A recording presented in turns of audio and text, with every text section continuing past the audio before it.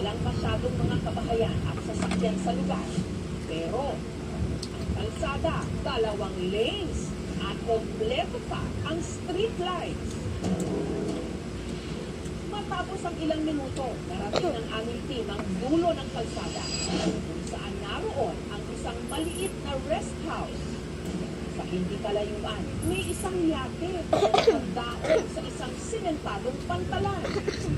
Ayon sa caretaker, ang rest house daw na ito at yate pagmamay-ari ni Greg de la Cruz na dati raw personal assistant ni Congressman Zaltico. Kung titingnan mo, may vested interest using the people's money to benefit not really the people, lalo-lalo na kung ang contractor ay yung firm mo rin. Tatanong ang mga tao, bakit daw doon? Una naman na magkinabang doon, walang dadaan. Ano daw yun? For private, personal use. Na dito, maraming nangangailangan. Hanggang sa buo ang ulat na ito, patuloy namin sinubukang kuhanan ng pahayag ang kampo ng mga ko, pati na si Greg de la Cruz, pero wala silang tugon.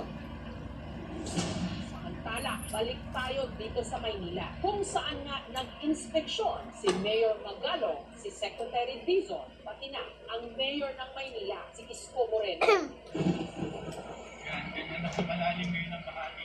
Secretary Dizon, kayo po, kamusta? Frustrated. Slowly, nakikita natin yung talagang gulo dito sa Sciencio, no? Ang nakakalungkot lang talaga, yung kawalan ng malasakit sa mga dapat nagbibenepisyo dito sa mga project tulad ng ganito. Parang baliwala eh. Tatalo na ako dito. Ako nga, sabihin ko sa inyo, na akong tumalon dun sa tulay na hindi matapos ng 8 years. Sabi niyo raw, gusto niyong tumalon. Kasi 8 years na daw yung tulay na yun na nakating. Pero hindi pinondohan. Instead, ang pinondohan, yung mga flood control na wala namang saysay. Ginagawa ng kapasan. Kapasan natin DPWH. Nagulat niya ako na it's no longer human-centric, it's about pocket-centric. Di mo kaya sinadya, naguluhin, Ay sigurado kung sila. para mas Sigurado. makakurakot sila? And this has been going on, ma'am, for years. Maybe decades. Mayor kayo, be careful what you asked for. Ayan, nilagay ko kayo sa ICI. Paano ba yun? Napakahirap pala kasi meron akong trabahong mayor, tapos meron pala akong trabahong ICI, tapos kailangan ko pumunta sa field investigation. Pero tag team ho yata kayo madalas ngayon, Mayor. Ang trabaho ko magdala ng gamot para wash yung blood pressure. Hindi yun, nagsasama lang ko kami ni Mayor. Kasi yung ngayon, ang goal po ng DPWH ngayon talaga is mag-provide ng information, documents, ang ebidensya sa ICI.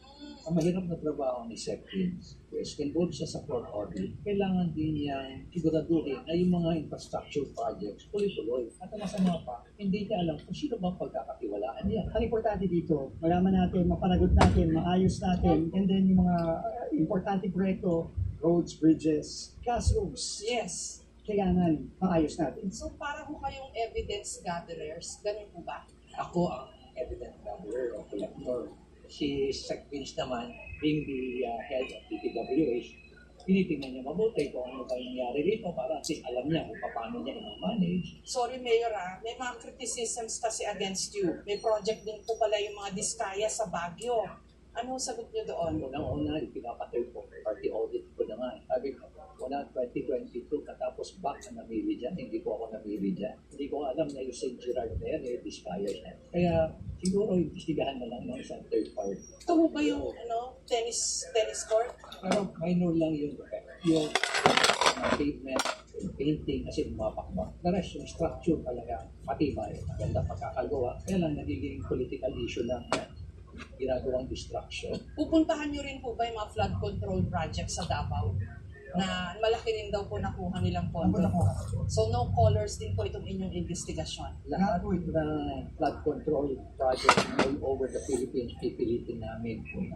Nitong Huwebes,